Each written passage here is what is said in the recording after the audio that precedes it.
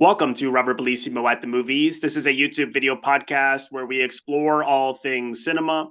I want to welcome back to the show Duke Haney, who is a writer. He wrote three really great books: Death Valley Superstars, Subversia, and Banned for Life. If you follow this show, you'll definitely know him as he's reviewed quite a few films with me. So Duke, welcome back. It's always a pleasure.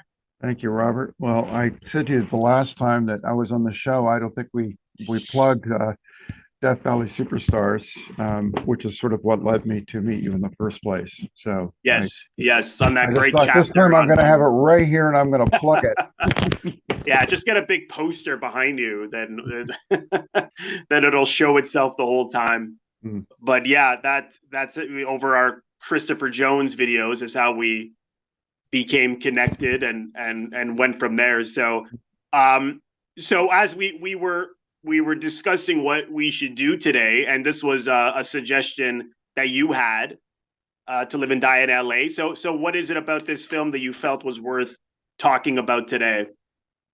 I don't know that it's worth talking about today, but I love the film, and I say that because I just wonder that if everything about the film has sort of already been covered. I mean, in terms of plot, I mean, it has the sort of the most basic plot of any cop movie ever, Yeah, yeah. even though the cop in the movie is in fact a Secret Service agent, but his, partner is killed, right on the verge of retirement. And of course, the partner is out for revenge. But this film is a sort of a duel between the Secret Service agent played by William Petersen. I always never knew him, but I always heard him referred to as Billy Petersen by the people that Oh, I knew who did know him, and so I'm always inclined to say Billy Petersen.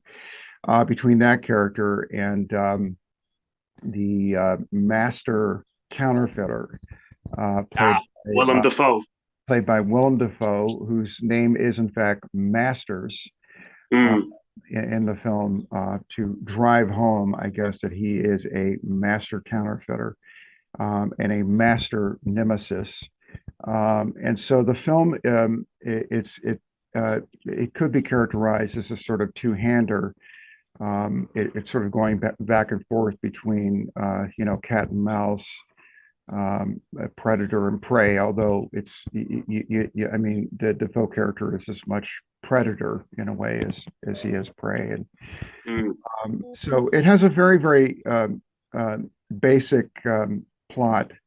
Um, um, but I was saying to you before you hit record that it's never a question, as far as I'm concerned, of what. It's a question of how. And this film is just uh, beautifully directed. I think it's a masterpiece of photography by Oh yeah, yeah.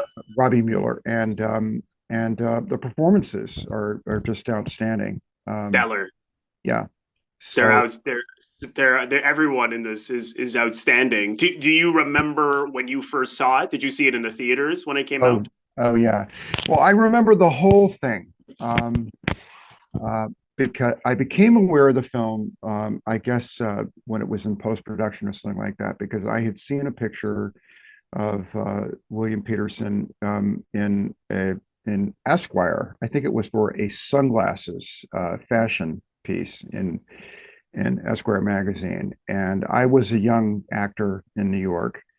And I kept tabs on sort of everybody, all the comers in the business, like I want to know, like, who is this person, and so I saw this picture of him in there, and it said he was starring in this new William Friedkin movie, and I was like, God damn it, like, how the hell did he get that? Who the hell is this guy? So I immediately wanted to see the film. I don't know how much I had learned about the cast by the time I saw the trailer. I did see the trailer before I saw the film. I was aware of a number of people in the cast. Willem Dafoe, I had seen at the time he was a member of a theater group, a theater company, the Wooster Group. In Oh fact, yes, yes. he was the companion of Liz LeCompte, who was the artistic director of the Right. Wooster Group. And I had a friend who was in a piece that they had done together. Um, um, Willem had done at the Wooster Group. It was called "And That's How the Rent Gets Paid," and I had seen that. And also, I remember when he made his movie premiere, it was in Catherine Bigelow's first film, The Loveless, about a Yes. 1950s motorcycle gang, and he was featured on the poster. And I remember seeing that poster all over New York. And I was just like, okay, this guy is going to be a movie star. I mean, he just had that look, you know. Yeah. But I And found no him a one really looks like him. No one looks like him. His face is so distinctive.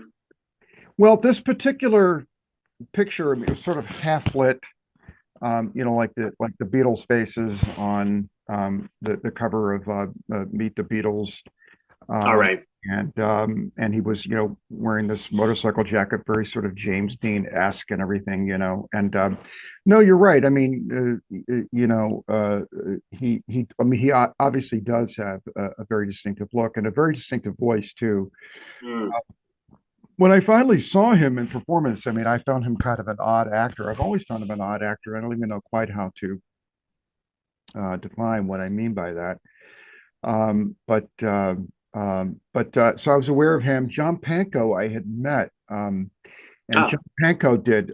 It seemed to me that he was like he did all like the cool off Broadway shit in New York at that time. He was in a play called 40 Deuce about hustlers in Times Square.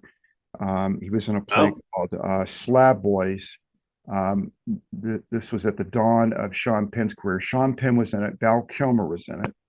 I followed Val Kilmer's career from the very beginning. I remember the first thing that I think he ever did after he got out of Juilliard in New York. It was at the Public Theater. So he was in that. Kevin Bacon, who was I don't remember if he was in 40 Deuce with John Pankow, but I know that he was in the film version of 40 Deuce. John Pankow was not. I think John Pankow's character was named Blow. But I remember seeing pictures of him on like the Village Voice, and I had written a play at the time. Oh, another person who was in Slab Boys is this girl I was madly in love with. Her name was Madeline Potter. She was in Merchant Ivory's The Bostonians with Vanessa Redgrave and Christopher Reeve. oh, Um, wow. and but this is I think just before that, and Madeline did a lot of cool shit in in New York theater, off Broadway, off Broadway, and that kind of thing. John Turturro, Mm. I knew from he had done a play that was a big success called Danny and the Deep Blue Sea Oh, yes, yes. at Great play. Village, right? And he had gone to Yale drama with a guy I knew, Chris Noth, who played Mr. Big, later played Mr. Big on Sex in the City. Oh, right, right, right.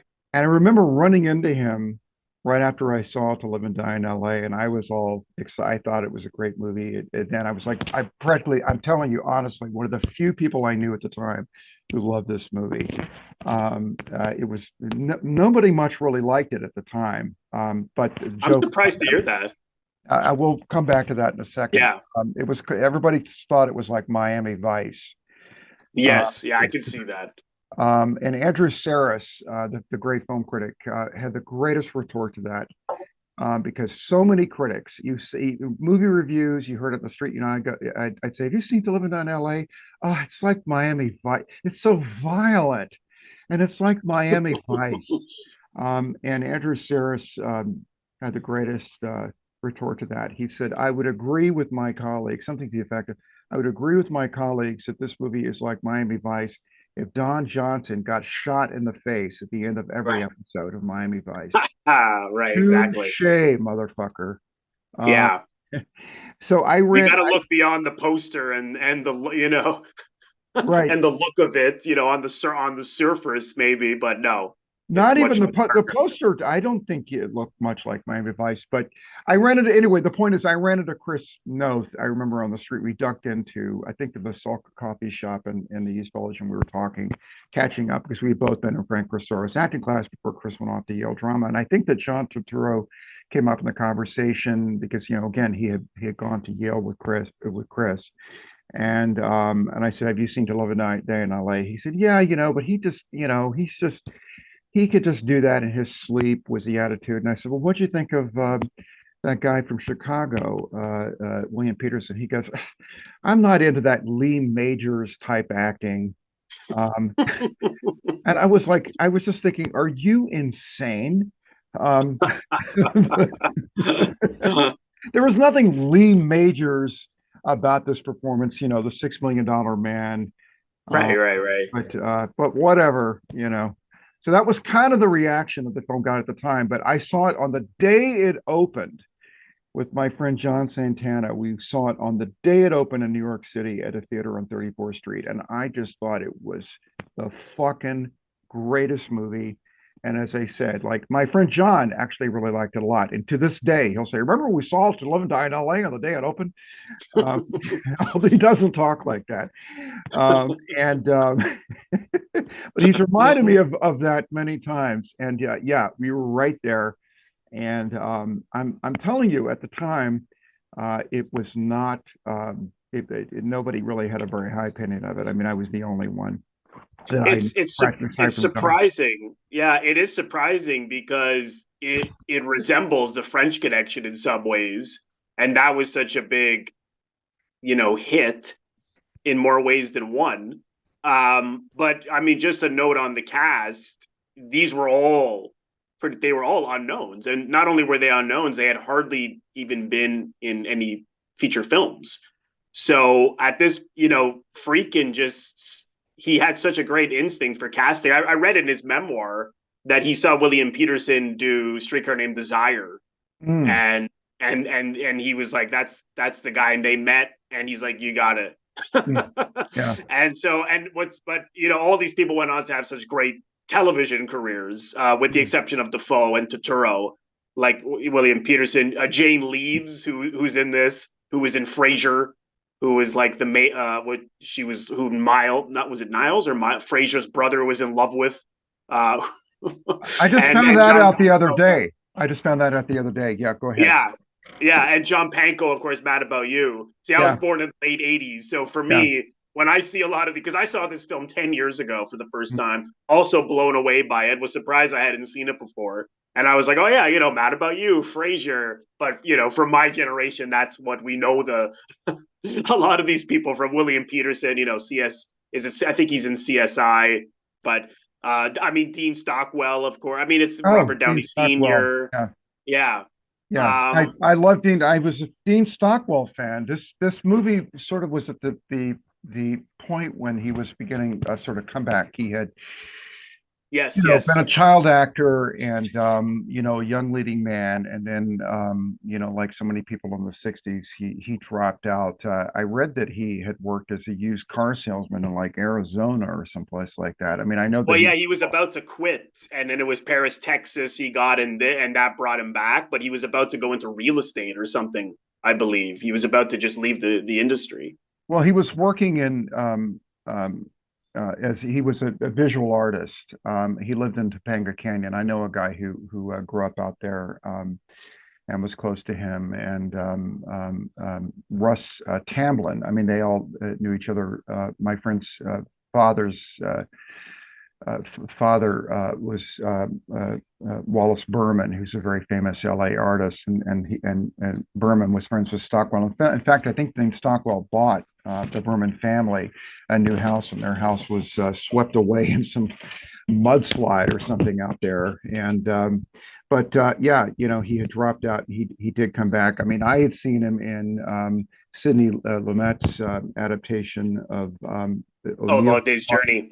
Yeah, and I just thought he was great. I used to Oh do yeah. a monologue from that play, Edmund, the character based on Yes. Eugene O'Neill. Uh, Yes. I love that play. yeah, I was going to say about John Pankow. I think I never finished. I had written a play at that time. It was like one of the first things I ever wrote, and I wanted to stage a reading, and somehow I got in touch with him. And I remember us talking on the phone. I think this would have been before To Live and Die in L.A., because I mean, again, he was like in all these cool, edgy, things like that. So, yeah, I mean, oh, and Debra Feuer, who Oh, plays Willem Dafoe's girlfriend in this, was married to Mickey Rourke at the time that she did this I, film. I just read that. And Yeah. correct. What do you think? I mean, to me, she's a spitting image of Karen Black. She does, but she has such a different body type. The I face, mean, though, for me, the face, I was like, there is holy something crap. It's like, similar. There is something yeah. similar about that, but I mean, but Deborah Feuer was so tall, and but the first time, it sounds terribly name droppy, but the first time I met Mickey Rourke, it was at the Actor Studio, and she was with him, Oh, and that would have been around, yeah, a little bit before I think this film was released. So I was unaware that she was in it or anything like. I don't think mm. I was introduced to her. But yeah, they were together at that time. So yeah, I also liked Darlanne Fluegel, she's who yeah, played Ruth, who was the informant to Richard Chance, who William Petersen plays, and they're also having this affair. She passed away about 6 years ago, yeah. but I'm not too familiar with her. But I quite liked her in this. I think she was a big model, and because she was in, I could be mistaken. I thought she was in Eyes of Laura Mars. She was one of the models that is being Oh, photographed let me by check. Faye Dunaway.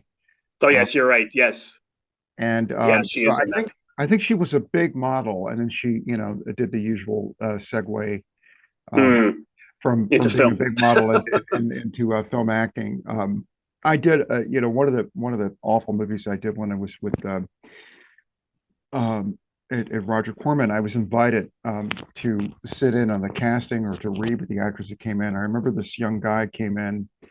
And I remember him saying he was married to her. I remember being, he didn't. Oh, I mean, so that was kind of cool that that in terms of seeking a maid. I mean, she didn't like so many um aspiring actresses in LA. I mean, she didn't go for the money. I mean, she went for this young actor who didn't really seem to have that much money, but he let right. us know that he was married to her right away. Unfortunately, she died, as I understand it, of early Alzheimer's, which is a Oh, terrible. is that right?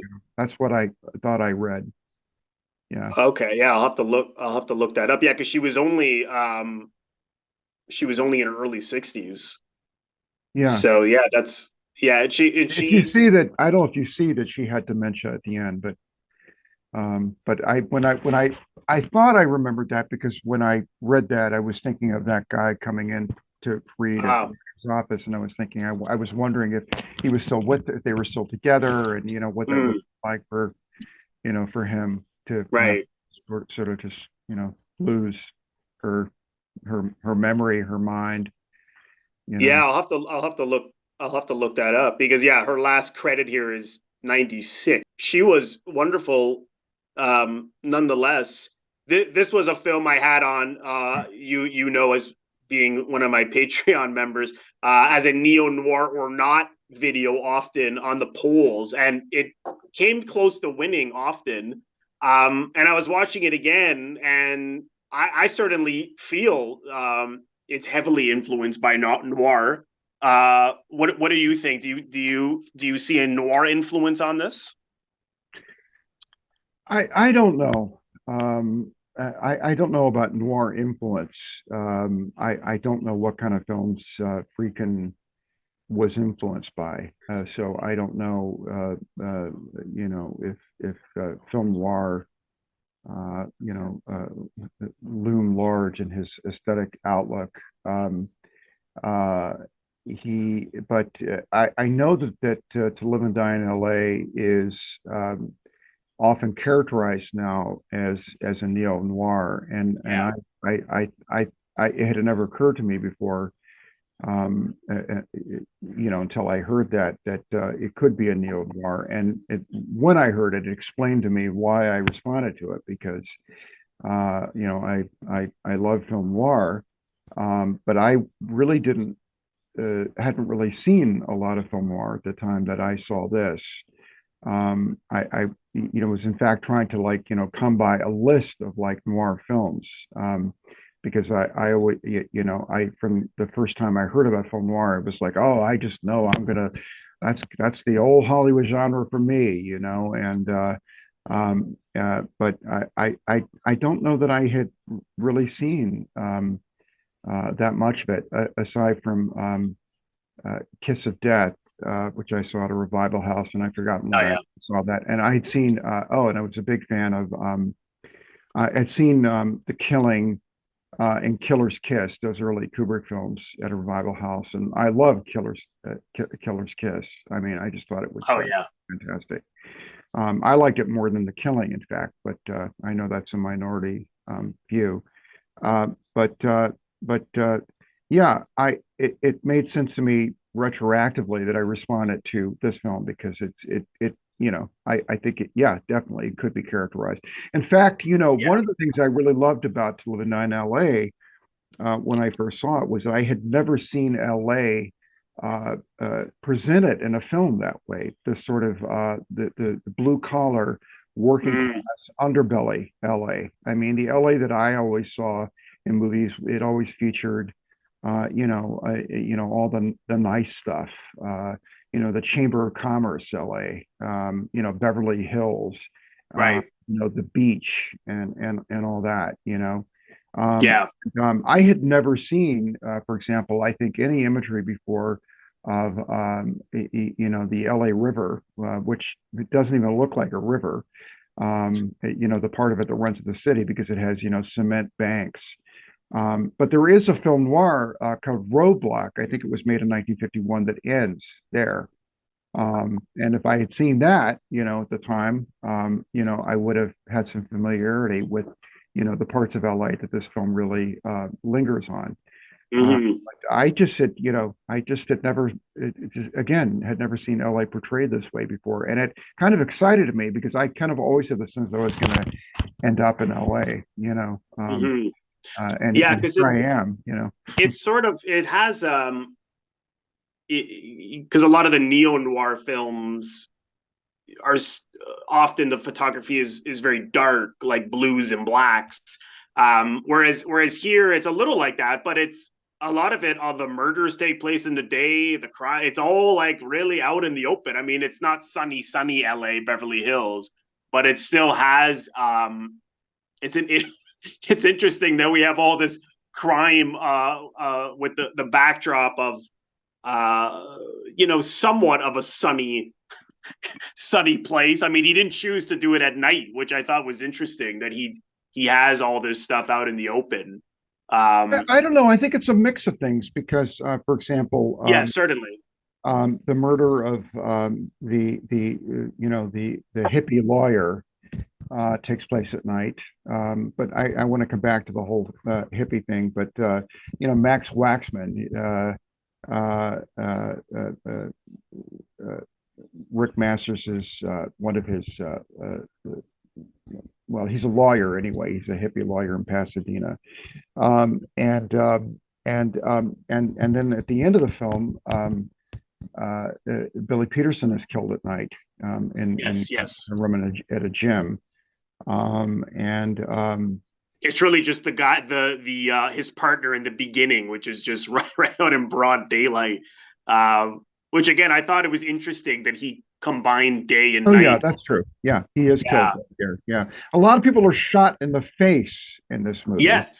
which is something that And he does not cut away, which often they will, you'll see the gun, you'll know that the person got shot in the head, but they cut away and he goes right. I don't think I've ever seen that with murder on film. I mean, he shows that head, he doesn't show a head blowing up, but he shows the just splattered in blood, Yeah. which I don't even how the hell did they do that so well? I mean, that's the thing with this film. You're right, because it does have this sort of story we've seen time and time again. Revenge, killed the guy killed my partner. I got to get them back.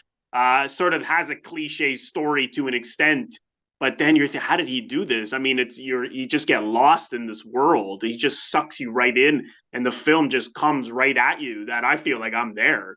It's done so well. But yeah, I mean, I thought that was a really unusual choice, which I haven't seen since. I haven't seen anyone do that. I don't know if you can think of anything offhand, but not that it No, matters. it seemed like I don't know. It's sort of a motif in the film, and I was contemplating what is this thing with people getting shot in the face. I mean, the only thing that occurred to me was that it has to do with annihilating an identity in a sense, which is Yeah, keeping with introduction to the Willem Dafoe character. And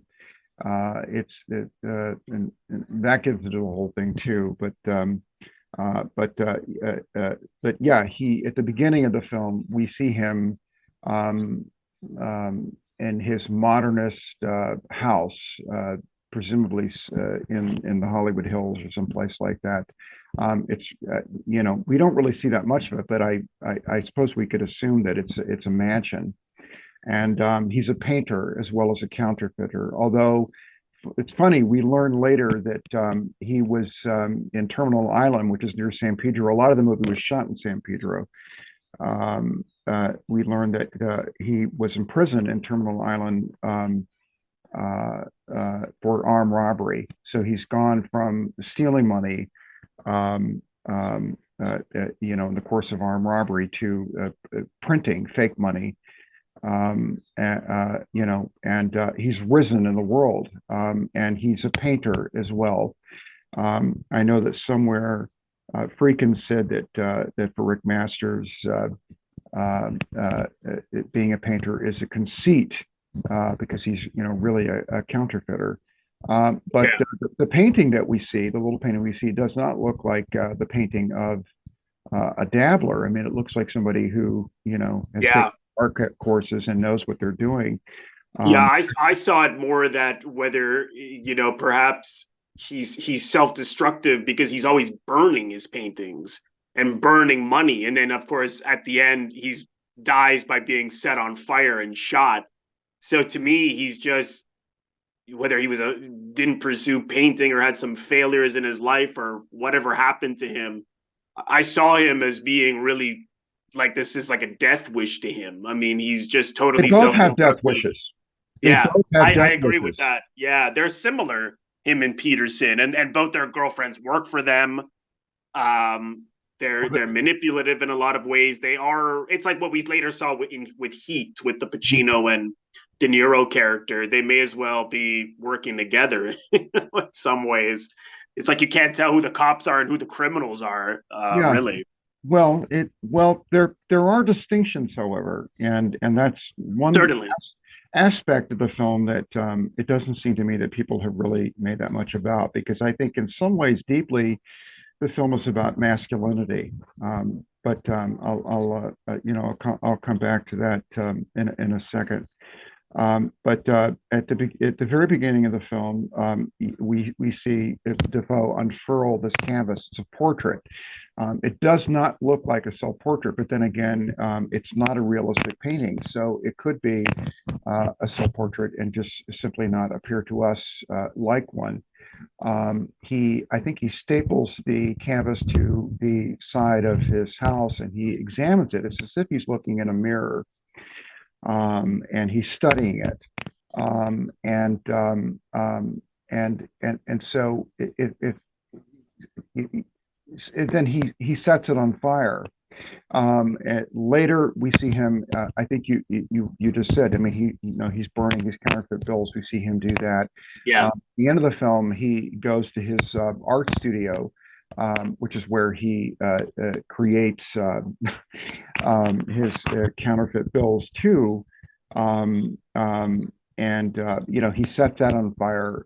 Presumably, he's burning the evidence. And Yes. when I was thinking about that, I sort of came up with an idea as to why it is that he burns paintings, because his Bianca, his girlfriend at the end of the film, says that he burned a lot of paintings. We hear there's a real life painter named Mark Gash, who had a dwarf condition. He also had this condition where it's called brittle bone syndrome or something like that. I mean, apparently, you know, he had like 200 bone fractures during the course of his short life or whatever. He's wheeling around this loft in this chair. You can see some of his own artwork. That was his real loft in LA, in downtown LA. He's being interviewed by John Vukovich, the the John Pankow character. Oh, yes, yes. And he talks about the Defoe character not only having talent, but burning canvases, and he never explains why he burns paintings. It's never explained. When Bianca asks him why he's burning these counterfeit bills, he says simply, "It's no good to me after they've handled it," or something like that. Right, Uh, right. Yeah. so you never fully understand why, but in the case of the paintings, it occurred to me that um, you know,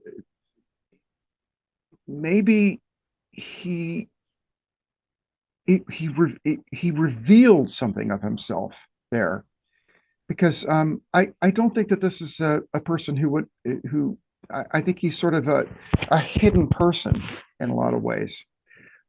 He's you know, he's not straightforward. I mean, so I think maybe he revealed, maybe in his judgment, a little too much of himself in this portrait.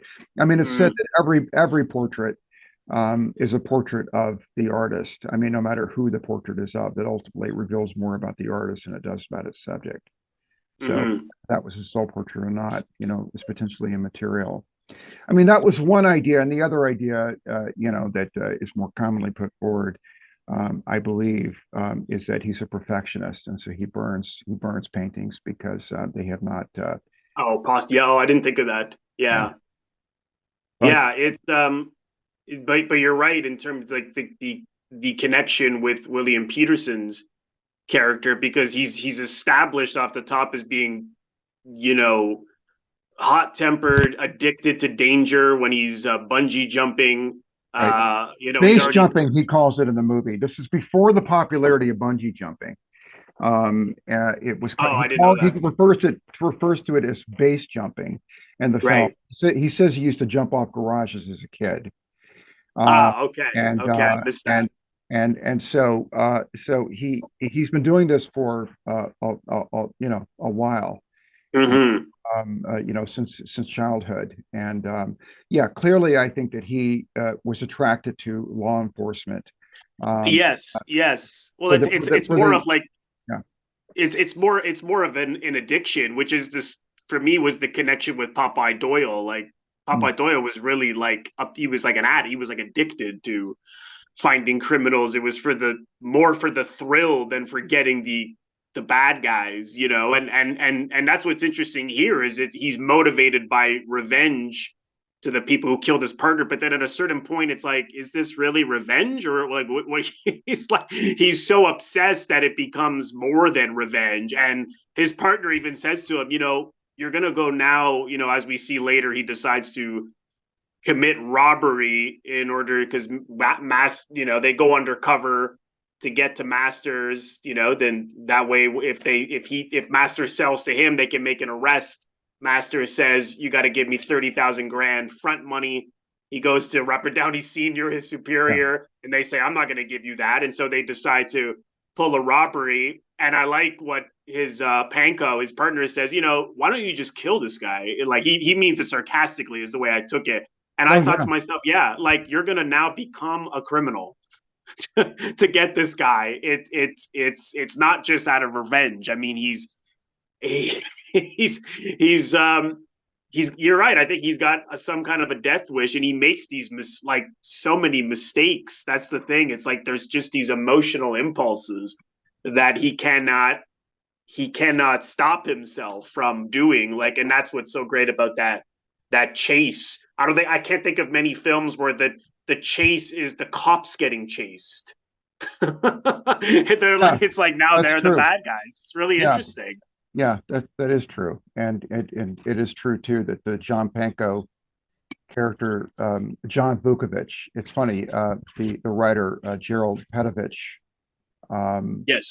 gave I don't know if the Vukovich character in the novel, because this is based on a novel. Gerald Yes. Petievich was a Secret Service agent. In fact, his Oh, I didn't know that. his brother John Petievich is in the film. He's in the film a few times. At the very beginning of the film, it's the only time we see the that Beverly Hills, actually Century City, but the face of LA that's ordinarily put forward in films is when Reagan, a favorite son of LA, now the president of the United States, basically a Hollywood creation who was elected president, has come back to his town, to Oh give. yes, because we see him on the news and he's talking about taxes and he's like, Yeah, oh, you hear him giving the speech. And yes, from as Michael Green, I think is the name of the actor who plays Jimmy Hart, Richard Chance's first partner. Now it's funny, the names, some of the names in this film are just like too dead on. Richard Chance likes to take yes, a yes. lot of chances, so his name is Chance. And then basically, I think that this entire crazy thing that happens in the film, it's all basically motivated by love on the part of a Chance, for who? Jimmy Hart. Hart. Um, because because the purest love that you ever see expressed by anybody in the film to anybody, is the love expressed by Chance to Jimmy Hart. Right, And right. That connection between partners, cops and partners, runs deep, right, which is really the only relationship in this that has any sense of love. Because everyone else in this film, they'll kill you at the drop of a hat. Even if we certainly see that with Dafoe and Turturro, they that scene in prison. I was like, oh, there's an affection here. And then later on, he's like, yeah, no, we got to get rid of this guy because he knows too much about me, and he's in jail. And I thought, yeah, which you saw, like, in Goodfellas, like, it doesn't matter that you're friends. When it comes to business, the friendship's over. well, Rick And that's it. Masters has no friends, and he has no Exactly. real love, and there's something really weird with his sexuality in the film. uh, Yes. and because this is, but both of the two principal female characters of the film, there aren't a lot of women in the film, but the as you mentioned, that the Ruth, the informant, that I think we can assume, I think Richard Chance got her out of prison, and Yes. set her up, and so um, she is in the relationship, too. She's hoping to make money. I mean, she's using him as much as he's using her. And Bianca, the girlfriend of Rick Masters, Masters. Yeah. uh, she says at the end of the film that she was only with him for money, and she's either a lesbian or bisexual. Right, with Jane Leeves, because Jane Leeves, I don't believe she says anything in the film, but you just Yeah. see her Yeah. there, and you're Well, like, who is this woman? And then it does play with the sexuality of the well, those three characters. well, here's the thing. We're introduced to Bianca. There's this, I guess it's some sort of cabaret performance. I mean, we don't really, it's really, these people are It's all sitting in weird. a bar watching Yeah. these people who are like dancing around in these sort of capes and leotards with this makeup on that looks like the makeup worn by the cast of Cats or by Yeah. members of Kiss. Yes. So it's sort of like, I think of it as kind of like the dance of the andron genes. because they're sort of in this androgynous attire. They had this face paint on. The only thing that sort of immediately establishes which are male and which are female would be the length of the hair on some of the women, right? Um, Right. so, so Willem Dafoe is in the bar watching this performance, and then we see backstage, and clearly we follow what's clearly the back of a male figure, one of the dancers, backstage, where Willem Dafoe rises, and they begin to open mouth kiss. It certainly this person in the shot from the rear is male. And then we do a reverse shot, and it is Debra Feuer in a short wig, and she removes the wig, and she's wearing Yeah. still this fake Yeah, paint. because I thought it was a guy at first too, but that's clearly intentional because he's making Clearly the intentional. sexuality ambiguous. Absolutely. And so they have this conversation about dreams. She has a thing about dreams. It's funny because the Ruth character has this whole. She comes back to this thing again and again. Stars of the eyes of God. She asks Oh Richard, yes, like, yes. "Do you believe that stars are the eyes of God?" He's like, "No." No, I don't. but and there's stars, interestingly, on the capes worn by these androgynous dancers. So they had this little conversation, and then Willem Dafoe begins to make love to her, sort of, begins to kiss her breast, pulls down, I think, the top of her leotard. It's Yes. like he's about to go down on her or something like that. And then Yeah. while he's doing this, she's looking across the room at Serena, this girl, this Yes. other dancer, and And that's the woman she drives off with at the end of the at film. the end, yeah, because Yeah. she looks like bothered by it. She looks over like what the hell? What's And she going on? doesn't. To me, she looks like she's looking over because she'd much rather be with Serena. That's the name of the character. You said Jane Leeves. I don't know the Yes, name. Jane Leeves. So is the Yeah. actor. Yeah, it just on IMDb it just says credited. The name is Dancer, but I think she had a name No, in it. Is that she says Serena writes down okay? Serena, names or right? something like that. So yeah, and then later on, the Defoe character presents Serena to Bianca as a kind of present at one point. I think he even like unveils her. She's like dressed in black Yeah, lingerie. But so this is a funny thing that you have them sort of making love, in a sort of a public area. yeah, I think it could be argued that Bianca to Rick Masters is just an accoutrement. It's just for show. yeah. It's a scene where we see them making love in private. He seems to there he's videotaping himself. Right, right. That's right. Very Yes. narcissistic. He seems Yeah. more interested in the video, looking at the video, than he does making love to Bianca. Right, right. Because of them burning money and nude while she's lying on this sofa or whatever. So it's a fascinating character. So I think that artists are male artists are traditionally thought of as being as having more feminine characteristics than Right. men who aren't artists. That would clearly apply to Richard Chance. I mean, I don't think he has an artistic bone in his body. I mean,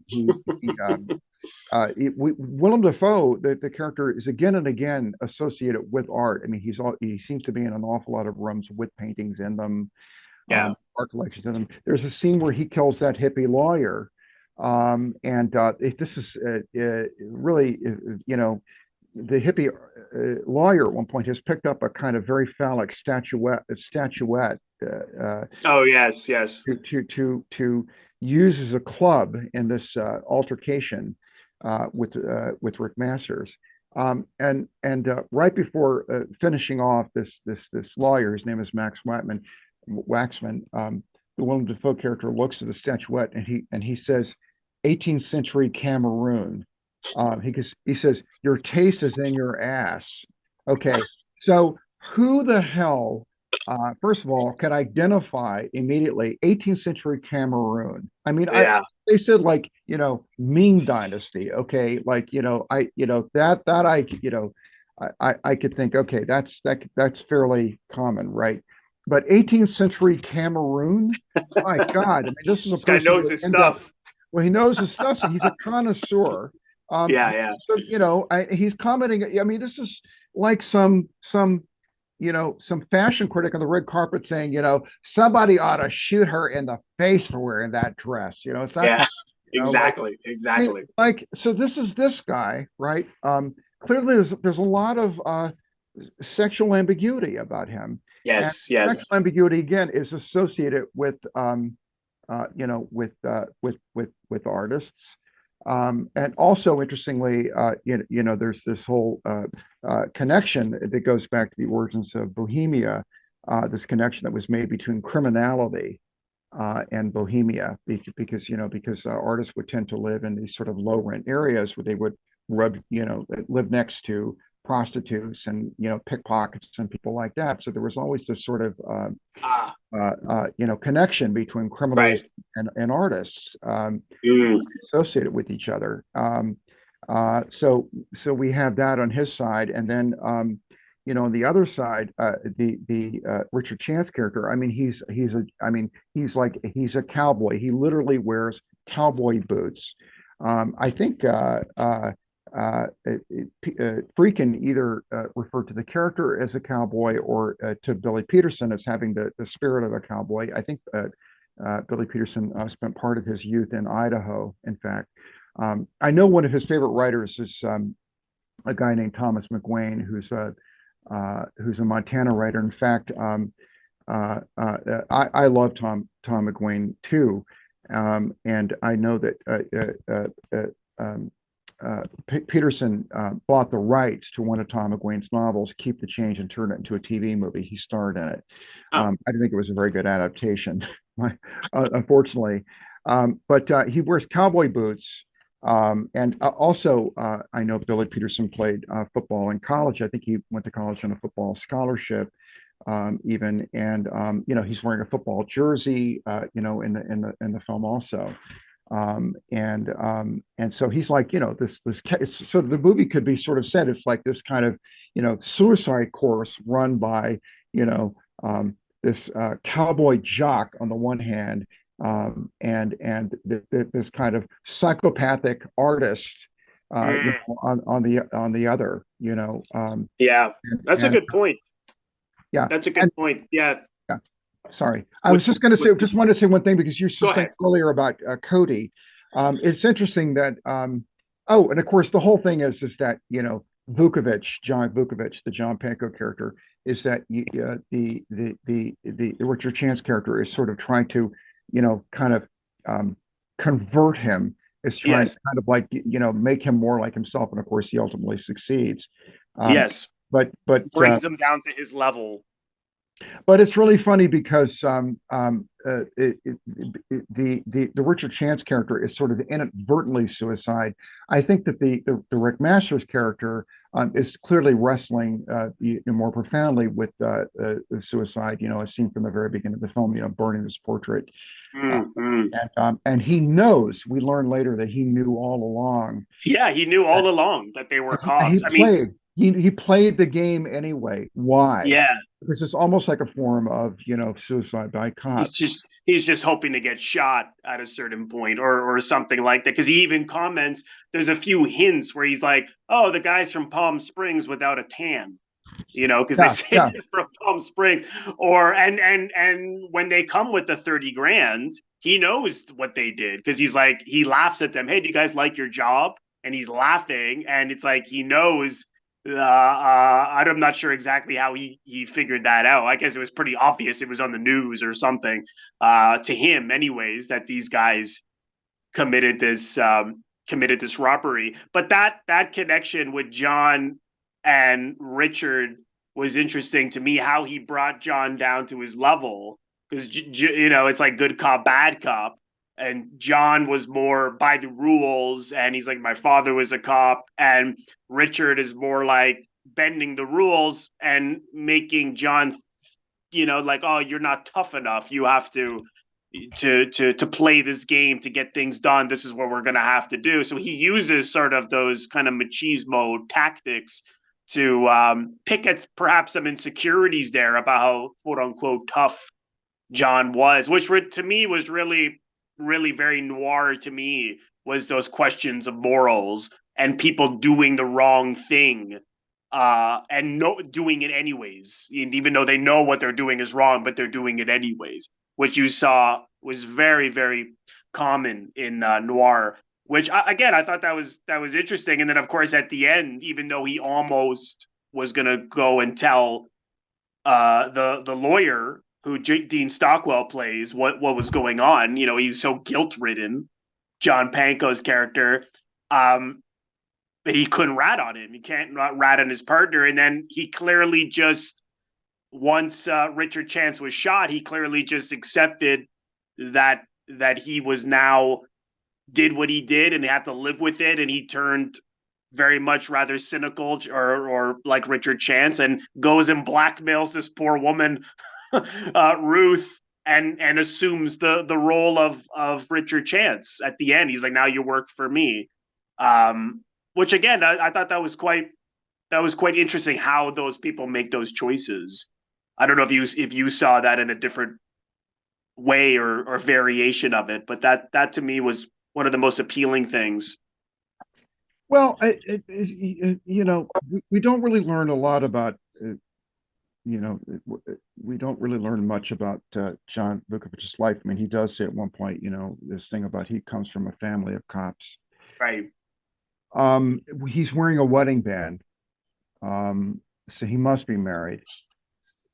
He's present at the retirement party for what seems to be a retirement party for Jimmy Hart at the beginning of the movie.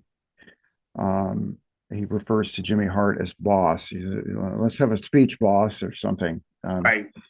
So he's sort of one of the guys. I don't know that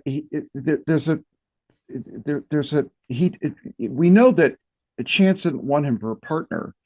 Right. Vukovich goes to visit Chance, who lives by the beach, at the beginning of the film, or right after they discover the body of Jimmy Hart, and so he seems to want to be Chance's new partner. And then there's a scene with Robert Downey Jr., Bateman, if that's the name of the bureau chief or whatever he's supposed to be. Yes, Thomas Bateman. Yeah. He seems to Chance seems to object to having Vukovich as his partner. He says, "Do I have a choice?" Mm-hmm. He's sort of been given this guy who's rather mild mannered. I don't know that he is, that by the book, but but Richard Chance almost immediately seems to sort of want to,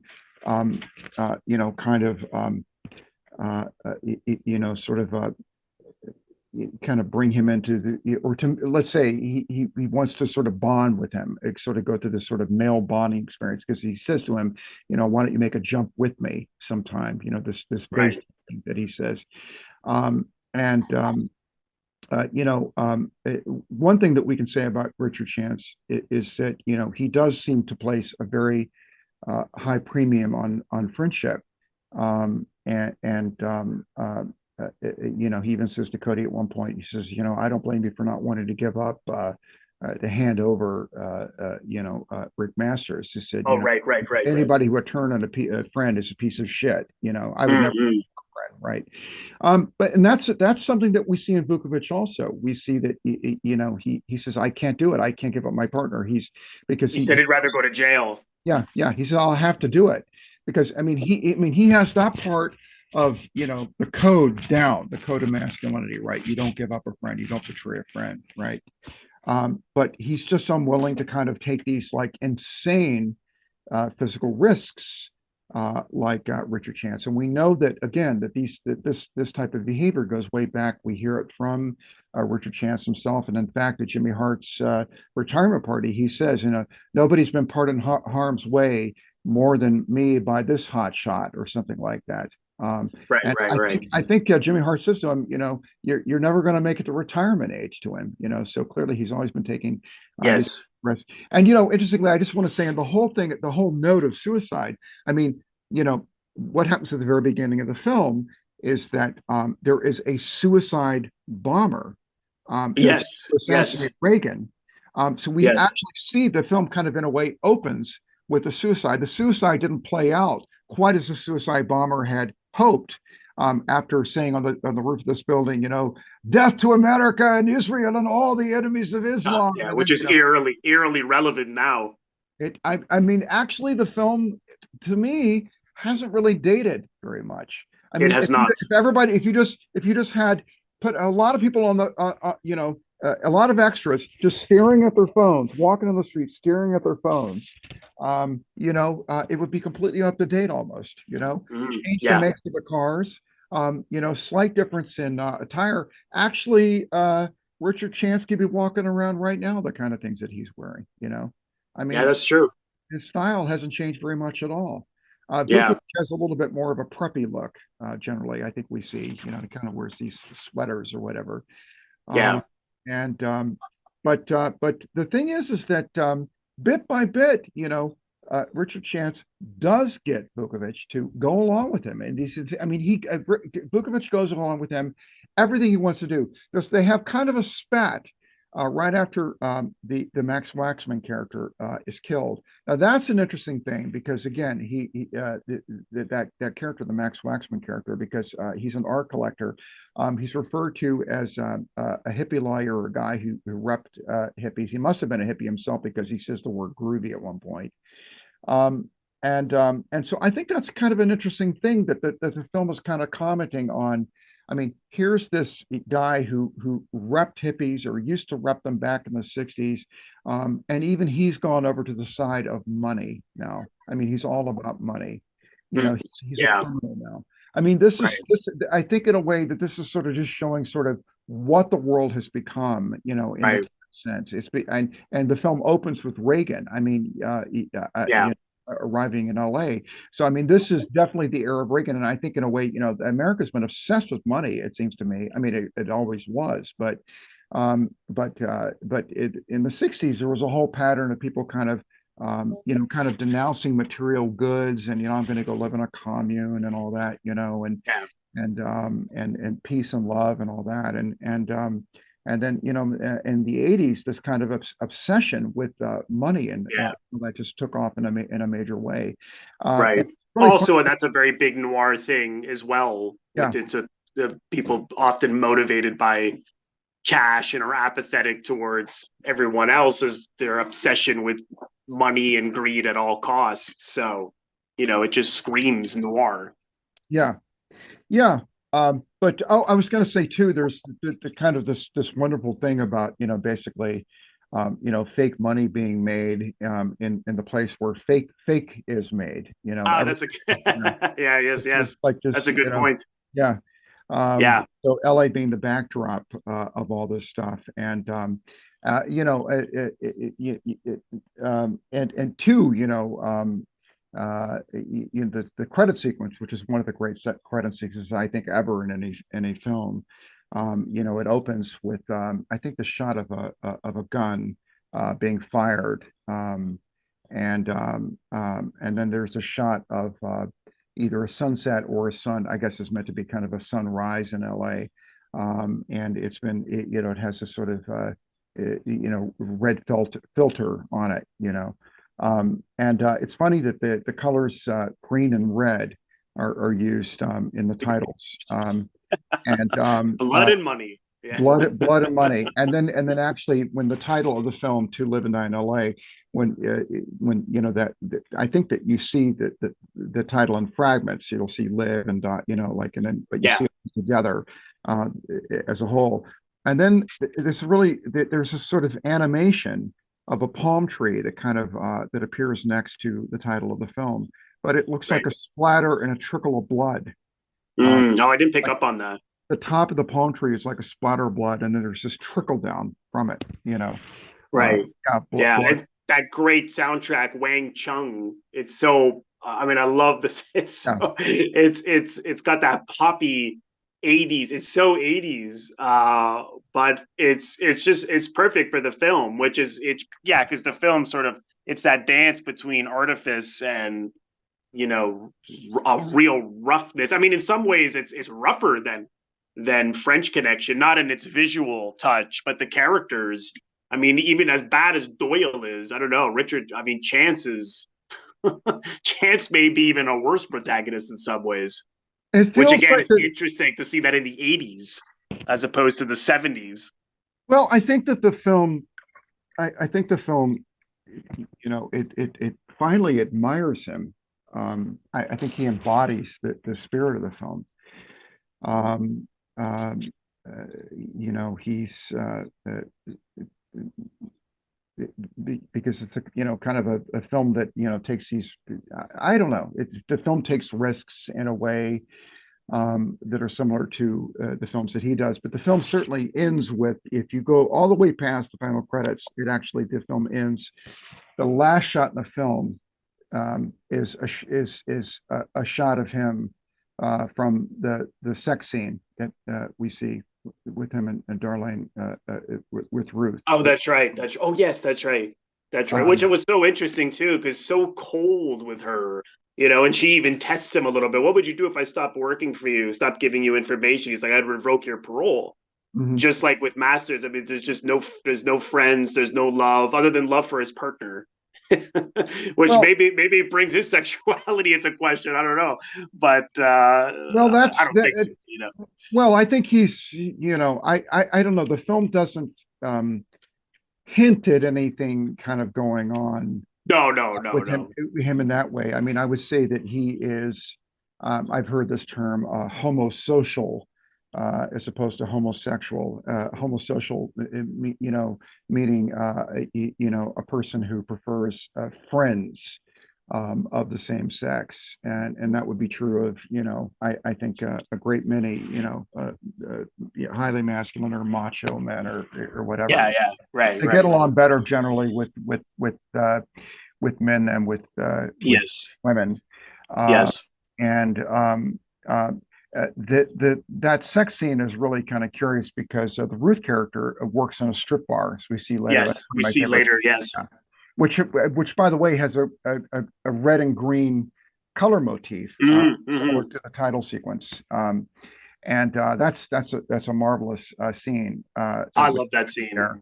But Yeah. she might even be a stripper. Sometimes I happen to know, I remember from strip clubs that sometimes the strippers come work at the door from them before they go on stage, or whatever. Right, right, right. She might actually, that might be her. It's possible. Yeah, she Yeah, mentions having a son too, and then she debts, does. and Yeah, yeah, it's almost more sympathetic to her than anyone else because she's being blackmailed. She's being controlled by cops.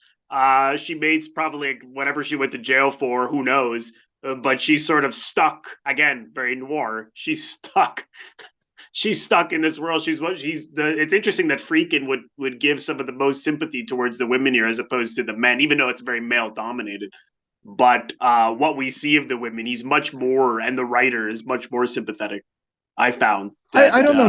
Maybe somewhat to her, but I don't to really her, yeah, see that the Bianca character. I don't really see. I don't yeah, even no, we ever yeah, even hear that's her true. name in the film. But Ruth is wants to clearly wants to get out of LA, because at the end of the film she's packing, She's done. That's trying to it. flee, and the last shot of her, she's like we see her sort of frozen against this bridge, the bridge that she'll never cross. I mean, we see the city behind her, so she's stuck here. Yes, yes. She's fucked, and we literally, I think, cut from a shot of her face to a shot from the sex scene of her about to get fucked by Richard Chance. So that's kind of like driving home the joke there. Ah, yes, yes, yes, yes. And so but I mean, both women are in a sense prostitutes.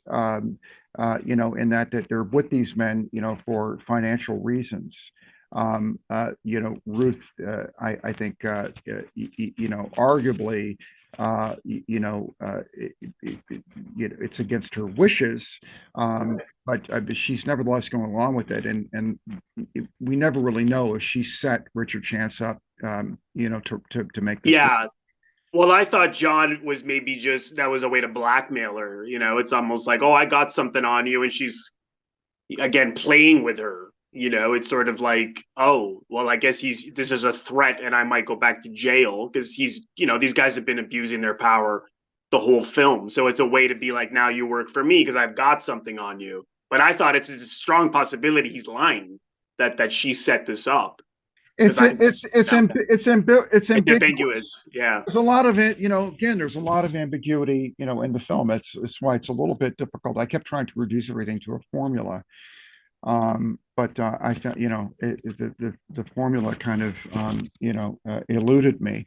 But she wants to get out. And then at the end of, in the other case, with Rick Masters and Bianca, I mean, she evinces no emotion that we can see at his death.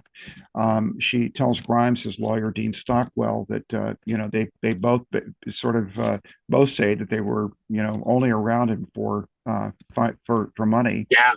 She drives off in his sports car with her now her female lover, with Serena.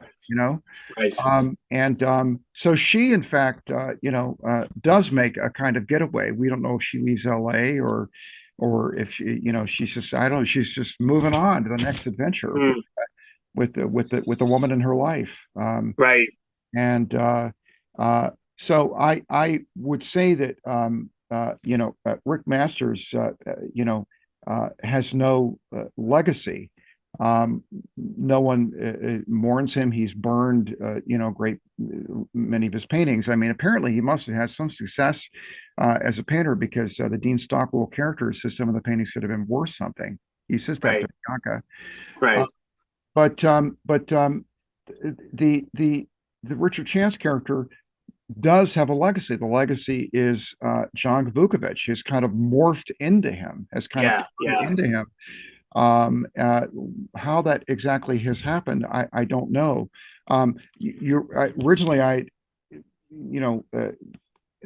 wanted to say, because you had talked about this thing where Pankow lashes out, or Vukovich lashes out at one point at the Chance character. He goes, "Yeah, this whole thing about, why don't you just go to his house and blow his fucking brains out? That's what you want to do anyway, right?" There's a whole. I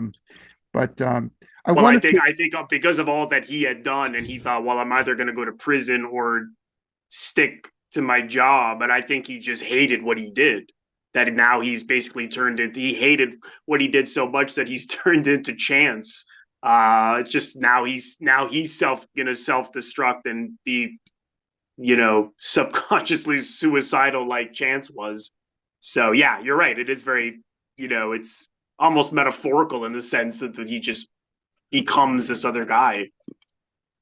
Yeah, I mean, that's a bit sort of, horror movie-esque, really, in a way. Yeah. It's kind of like, the monster is dead. Oh no, the monster is not dead. It lives on in this form. Because it's not necessarily anything that they're trying to do that's realistic there. I thought it was much more of a stylized choice. I think it just has to do with the idea that on some level, Vukovich has become a man as defined by a person like Richard Chance. I mean, he has moved into, full manhood now. He was kind of half a man before. I mean, I think that it's possible that the film. I think the film could be viewed as a kind of, these sort of different. There's sort of a grade of masculinity. At the low end, you have Rick Masters, and then you have this sort of intermediate figure, Vukovich, and then at the high end of the scale of masculinity, you would have, Richard Chance. Interestingly, the Jimmy Hart character seems to be, somewhat mild-mannered himself. Yeah. kind of closer to Vukovich. Wiser. Yeah. Yeah. Well, certainly he's a little bit of a father figure or an older brother figure. And Right. the Vukovich character is kind of like a little brother figure in a way to Richard Chance. I mean, he calls him Johnny, which is more the name of a boy, than a man rather than calling him John. But True. and then we see that scene during the car chase scene. Richard Chance is like at the wheel. Apparently, Billy Petersen did some of his own driving. I mean, he's like super into it. He's like digging it like every second of this. Oh And yeah. and Vukovich is freaking out in the back seat, and going, oh God, oh God, and we actually had these flashes of kind of what they're thinking about. I guess that's how we're meant to take this.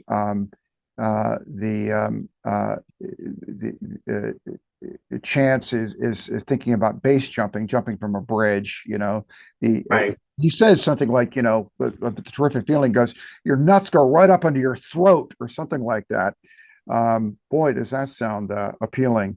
And but the idea, I guess, is you can literally kind of almost like taste your maleness. The essence Yeah. of maleness. And the Vukovich character keeps flashing back to this FBI agent that they don't know is an FBI agent, getting shot. Right now, why would he come Right. back to that? Well, it's because they are parties to a murder. I mean, Right. they're up shit It's the creek. guilt. Yeah, Yeah. the It's like guilt. life flashing before his eyes, and he's thinking, Jesus, this is the last thing I did. And of course, not Masters, Chance is thinking about, the thrill of it all and the bungee jumping and the things, because he's enjoying everything. He celebrates after they get away, whereas John is freaking out still. It's interesting. Yeah, I didn't think uh, I saw some of those sort of masculinity traits, but I didn't think about it as deeply as some of the points you've brought up. Um, yeah, it's Well, the film kind of just puts it in your face by with that scene of Rick Masters kissing a man earlier. I don't possibly that's meant to articulate something about the repressed feelings of Richard Chance for Jimmy. yeah, I don't know. But that was put there for a reason. And then too, the Debra Feuer is actually taller than Willem Dafoe. I mean, she's kind of in a way more imposing physically than true, true. Yeah, that was and definitely on purpose. the sort of having her, she is of course sexually ambiguous, and so I don't know, the fact that you have him with the sexually ambiguous figure, I mean, it makes him sexually ambiguous. Hmm. Hmm. Um, Hmm. but I don't know if Vukovich finally comes away to the Richard Chance way of life, because he's just sort of basically weak in character.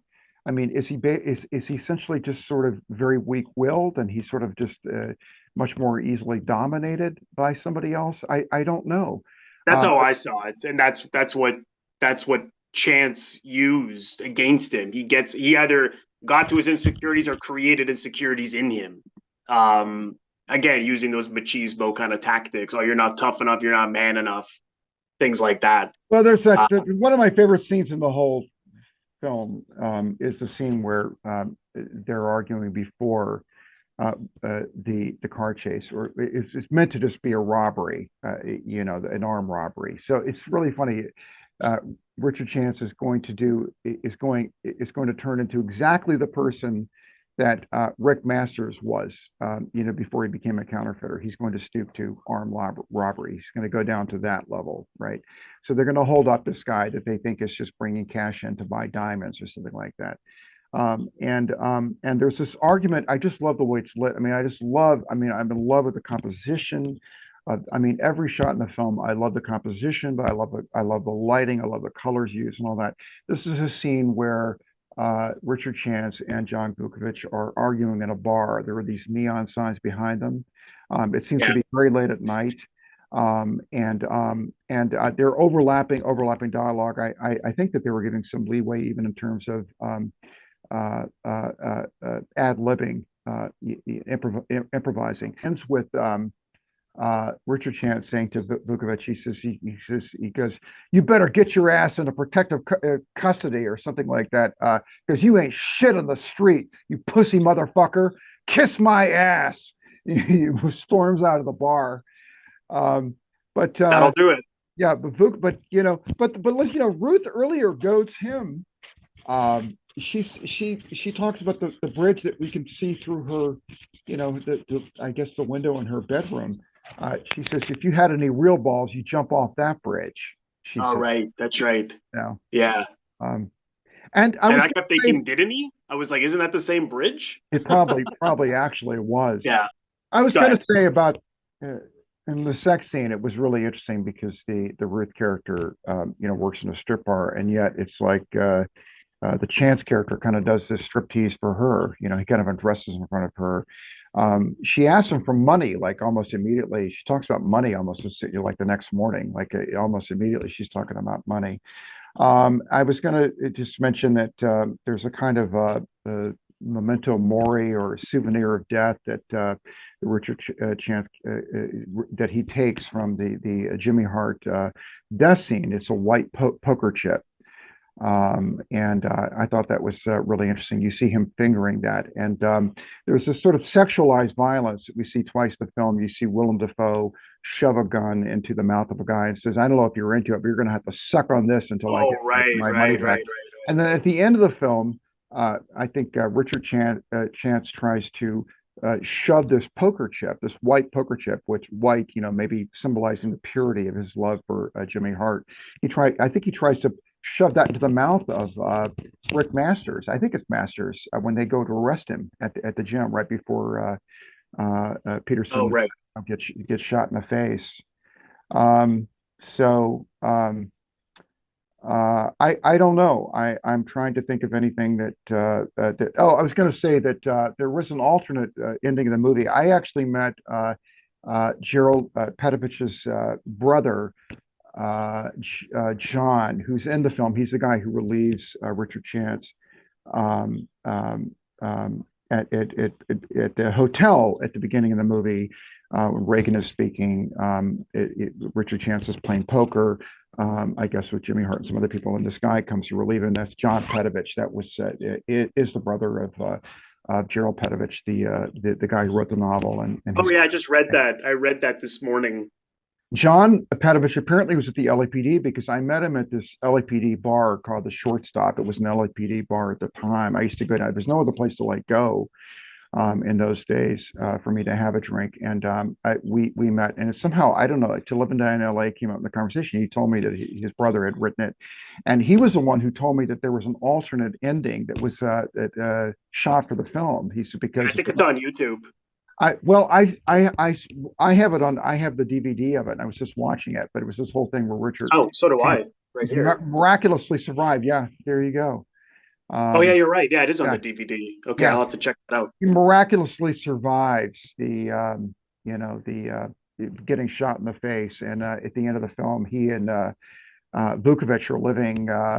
At this remote Secret Service station in Alaska. Oh, It God. I'm glad they seems cut kind of, that. yeah, no, it was insane. But the ending makes perfect sense because again, this was the suicide course run by these two different guys, and so they both end up Yeah. dying, losing their lives in the course of this suicide course. So Yes. Yes. That's it's interesting. I mean, it seems like there, in a way, like there isn't so much to unpack here, but then once you get into it, there is so much to unpack. I'm sure we can go on and on. But I was glad that you suggested doing this because, like I said, I always loved the film, and I was glad to revisit it. I saw it. I think I've seen it a couple of times, so this was my second or third viewing. But great suggestion. I used to watch it every because it's all set during the Christmas season, although we see no indications of it, but we know that from some titles that appear on the film. The body of Jimmy Hart is in fact discovered on Christmas Eve when we see that, written on the screen. It says December 24th. Oh, I didn't even pick up on that. So I used to watch this movie every year around Christmas time. And I used to tell people that my favorite Christmas movie was To Live and Die in LA. And I'd say because nothing says Christmas to me like getting shot in the fucking face. That's the title now for this video. This is the new Christmas movie of this year. Well, To Live and Die in LA. Yeah. Certainly mine. All right. Well, this was another great chat. Glad to have you back. I know it's been a little while. I know you're not a big social media person, but if you want to share your handles, Subversia is X/Twitter at Subversia, and Yeah. it's what is the Instagram is just at Duke Haney, right? I believe. I don't even know. I'll check. I pay no attention to this stuff. I'll check. I'll put it in the description box below. I'll just hold up my book again. Get that book. I was just great. It has nothing to do with anything in the review, but what the hell?